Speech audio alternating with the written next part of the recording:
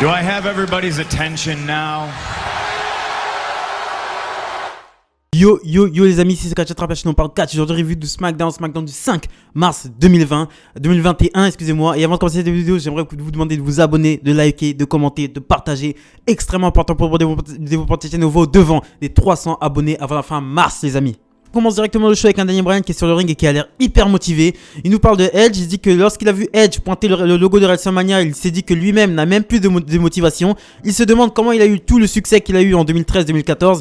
Il dit que c'est vrai qu'en ce moment il n'a pas trop été là parce que tout simplement il est devenu père. Et il dit que lorsque Edge, encore une fois, a pointé le logo de WrestleMania, il a réalisé que lui-même avait encore de l'ambition, il en avait encore sous le capot. Il dit qu'il mérite d'être au main event de WrestleMania et c'est pour cela qu'il a fait plus de matchs en 3 ans que Edge il a fait plus de matchs en un mois que Edge et Roman Reigns en 3 ans. Et il dit que si la route vers WrestleMania passe par Fastlane et la route vers Fastlane passe par Jey Uso, eh ben si c'est la seule manière d'aller à WrestleMania, il dit que c'est sa dernière chance d'aller à WrestleMania. Donc il dit qu'il battra Jey Uso ce soir dans le Steel Cage, dans le main event de la soirée. Donc il est coupé par Roman Reigns qui arrive et qui dit que Daniel Bryan n'a pas du tout d'ambition, ni n'en a jamais eu. C'est juste un petit mec qui attend des opportunités, parfois ça marche. Et il dit que lui, il a toujours été ambitieux. Il dit que Daniel Bryan, contrairement à lui, a besoin du business. Il ne fait pas ça par plaisir, il en a besoin. Il dit que lui, par contre, le business a besoin de lui. Il dit que tout le monde a besoin de lui. Jey Uso a besoin de lui, Paul Heyman a besoin de lui, les caméramans ont besoin de lui, SmackDown a besoin de lui. Il est la star du show. Et il dit qu'une fois que Jey Uso lui aura botté le cul, Daniel Bryan admettra et reconnaîtra que Roman Reigns qu'il a besoin de Roman Reigns et que tout le monde a besoin de Roman Reigns. Et ensuite Jey Uso essaye d'attaquer Daniel Bryan, mais Daniel Bryan le fout à l'extérieur du ring et fait un face-off avec Roman Reigns pour conclure ce segment. On commence directement avec le premier match de la soirée. Montez Ford faisait face à Baron Corbin. Donc Montez Ford est accompagné de Angelo Dawkins et Baron Corbin accompagné de Sami Zayn et son équipe de tournage. Donc ce match est dû au fait que les Street Profits ont battu Sami Zayn et Baron Corbin la semaine dernière. Donc Sami Zayn est là avec son équipe de tournage. Je vais vous faire très rapidement. Victoire du Baron Corbin avec son End of Days. Et ensuite après le match t'as Sami Zayn qui se prépare à aller sur le ring, qui monte sur l'apron pour provoquer Angelo Dawkins.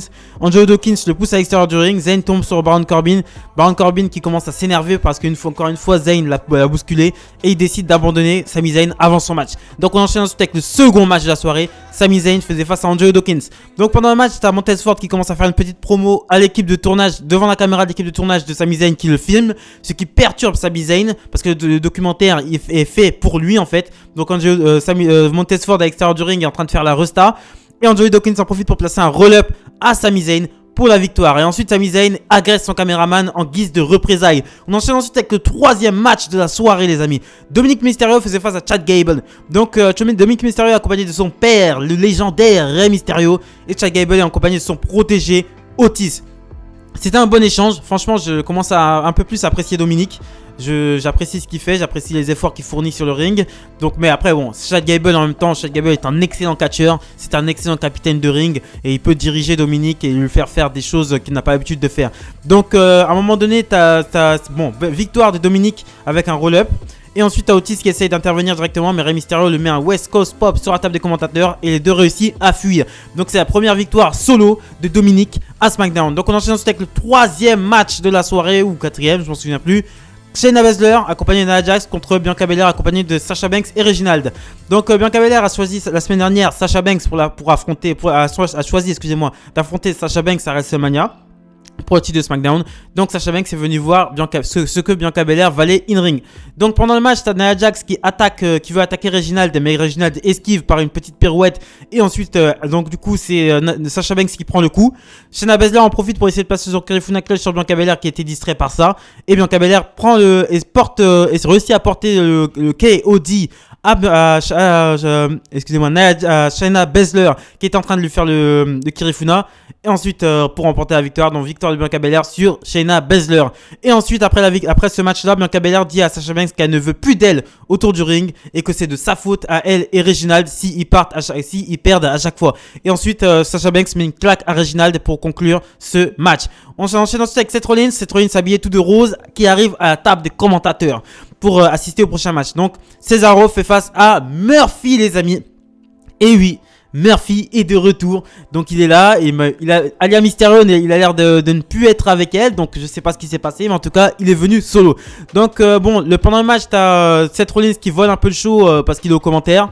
Bon échange entre les deux, très bon échange. De toute façon, c'est deux très bons catcheurs qui se finit par la victoire de Cesaro avec son Cesaro Swim enchaîné de son sharpshooter qui fait abandonner Murphy. Murphy, tout ce travail l'année dernière autour de Murphy du côté de Monday Night Raw, sa rivalité avec Alia, ça avait été super bien booké avec Seth Rollins, etc.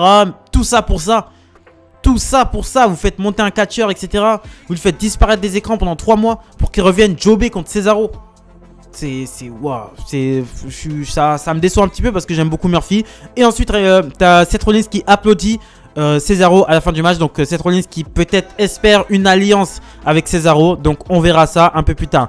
Donc là, il y a Apollo Panther qui arrive accompagné de ses 2 soldats. Il dit que ces 2 soldats viennent de la royauté nigérienne. Ils sont des vrais Afro-Américains. Ils sont des membres de la nigérienne Elite Guard. Et que son père avait... il dit que quand il était petit, son père avait honte d'accepter et de raconter leur histoire. Et il dit que lui aussi voulait intégrer... Lui a voulu raconter ses histoires à ses amis. Mais ses amis lui posaient toujours la même question. Il lui demandait toujours si en Afrique il vivait dans la jungle. Il dit que Biggie est le même style de personne que ses amis qui lui demandaient ça. Il est un ignorant qui ne sait rien. Il dit que Biggie lui a manqué de respect. Il dit qu'il veut récupérer son dû. Il veut un match pour le titre intercontinental. Il dit qu'il ne veut pas, il demande pas un match pour le titre intercontinental. Il l'exige. Et il dit que Biggie est blessé. Il sait qu'il est à la maison tranquillement. Il sait qu'il voit ce qui se passe. Et il dit qu'une fois que Biggie sera en face de lui, il le dominera et prendra le titre intercontinental. Donc Apollo Crews qui est dans une Apollo Panther Crews, Apollo T'Challa Crews qui a une gimmick un petit peu à la Black Panther. Donc il y a une sorte de royaume fictif en Afrique. Donc ouais, c'est intéressant. C'est une gimmick qui est vraiment bien marquée. Ça fait longtemps qu'on n'avait pas eu droit à un changement drastique de gimmick comme ça. Et c'est extrêmement intéressant. J'ai beaucoup aimé, j'aime beaucoup. Et j'attends de voir ce qui va se passer. Et puis le titre intercontinental, c'est le titre intercontinental. Et donc ça veut dire que tous les continents sont concernés. Donc il y a une certaine logique qui veuille ce titre-là. On enchaîne ensuite avec le main event of the evening. Steel Cage, Jey Uso contre Daniel Bryan. Donc Jey Uso avant le match est interviewé par Kayla Braxton. Et ensuite Daniel Bryan en profite pour attaquer Jey Uso avant son match. Donc Roman Reigns est à l'extérieur du ring, assis sur une chaise pendant le match. Très bon échange, très bon main event. J'ai beaucoup aimé. On a vraiment eu droit à vraiment du bon catch.